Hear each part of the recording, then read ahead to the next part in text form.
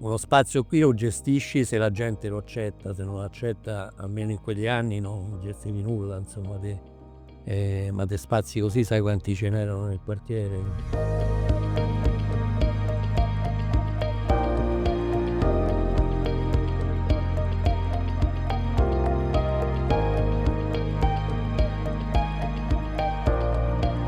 Era questo spazio centrale, che doveva essere il luogo d'aggregazione a quei tempi, che era totalmente abbandonato, con vetri rotti, insomma una situazione di degrado totale, siringhe, eccetera, eccetera. Insieme alla gente con la quale facevamo l'autorizzazione degli affitti, decidemmo di sistemarlo, che fu un'opera faticosissima. Noi praticamente aggiustammo i vetri, mi ricordo mettemmo del cellophane nelle finestre, perché erano tantissime finestre, non c'avevamo neanche i soldi per rimetterle a posto, e cominciammo questo spazio che era più un centro anziani, devo dire, più che un centro sociale. Ma questo qui diciamo che è stato il luogo dove per alcuni mesi, per più di un anno, portammo avanti questa esperienza, che era fatta appunto soprattutto di feste, di iniziative culturali che provammo a fare all'interno di questo quartiere, dove purtroppo il degrado era tanto, insomma, perché era pure complicato coinvolgere le persone. Per un po' è stato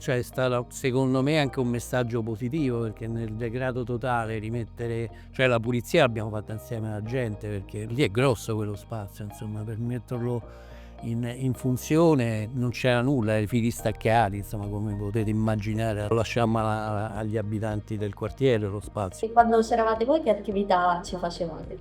Ha parlato di feste, poi Proiezioni di film molto commerciali, perché insomma non è che potevamo fare film particolari, era sostanzialmente questo. Poi facevamo anche le assemblee con le famiglie che facevano la produzione, si organizzavano queste cose qui, ma non più cioè non è mai stato più di questo come esperienza. Uno spazio qui lo gestisci se la gente lo accetta, se non lo accetta, almeno in quegli anni non gestivi nulla, insomma,